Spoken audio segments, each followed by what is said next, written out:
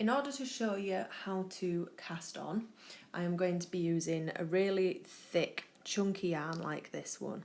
The reason I'm going to use this is because I want you to be able to see exactly how to do the cast on stitch, and being able to really see the yarn is going to make that a lot easier. If I was using a very fine and delicate yarn, it would be very difficult to see what was actually going on and how I was putting it together. So I'm going to use this, and I'm also going to use these needles, which are actually double pointed needles. These may not be what you're used to if you are completely new to knitting. These are a 10mm, as you can see there. These may not be what you're used to. It doesn't really matter. You can use the traditional long straight needles that have a ball bit on the end. But for this, I kind of wanted to just use a short needle because it's easier for me to handle and show you what I'm doing.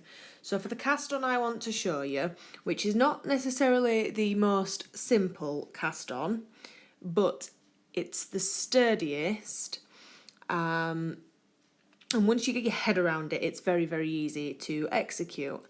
It's probably the cast on that you will be asked for the most in the large majority of patterns. It's called the long tail cast on. I will show you various other cast ons, but for now, as an absolute beginner, what I really want to do is just get some loops on the needles so you can start working. What I don't want you to do is worry about your cast on. Realistically, if you are doing it on your own, don't panic about your cast on.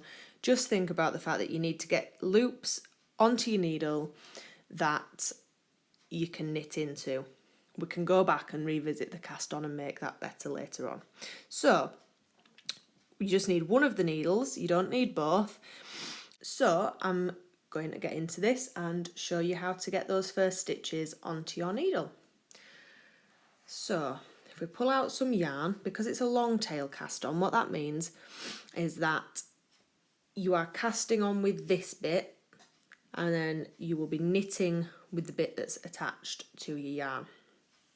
So I'll pull a little bit out. It might be a bit hard to see because I'm trying to fit it all into frame, but you need to start with a slip stitch. So I'll show you how to do that.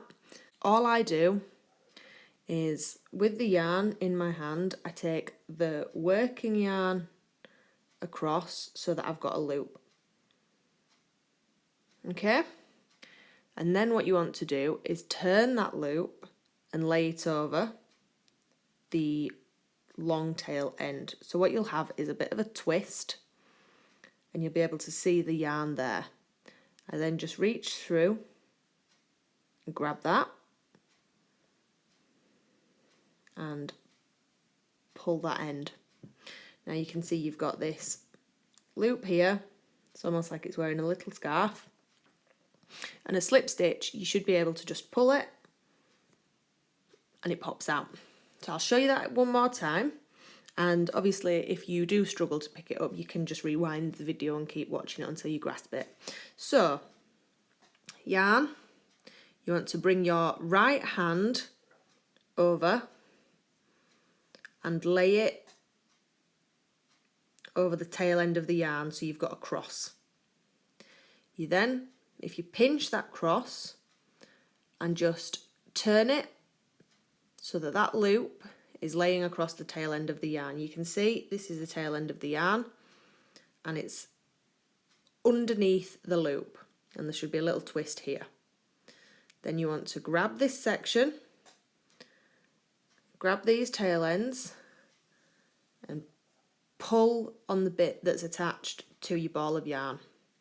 And you should be able to pull it like this and make it bigger, and pull the tail end and make it smaller. So now we've got this, what we need to do is insert the needle. So we take the end, and with the tail end on your left hand side and this on your right hand side, you pop your needle through the loop, and what you can do is pull the tail end and just tighten it up. You don't want it too tight, otherwise it'll be impossible to get your knitting needle into when you actually want to start knitting your stitches as opposed to your cast on. So now what you can see, we've got the yarn there, which I'll just move out of this frame. We don't really need it there. We have the knitting needle with the slip stitch, and coming on to the left hand side we have the tail end of the yarn. This bit here is what we're going to be casting on with, and this is the bit that we need to concentrate on at the moment, which is why we don't need this. So as you can see, there's two legs. There's this and this. So the way we'll be dealing with this is we want to keep this one this side and this one this side.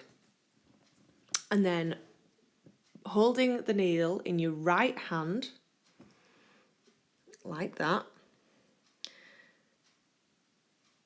you want to grab both tail ends, okay, like that.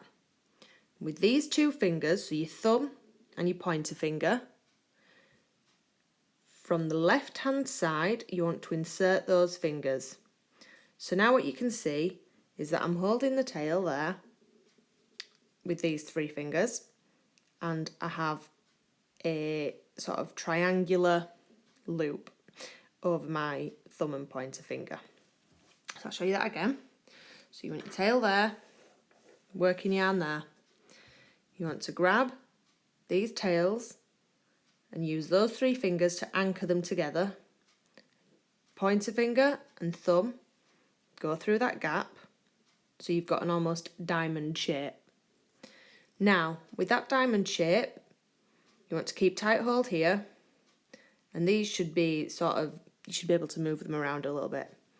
So now what you want to do, you can use this finger to anchor this stitch. You want to bring the needle that's in your right hand forward towards you, and then you can see this yarn here that's over your thumb. You want to go behind that yarn and up through the little gap.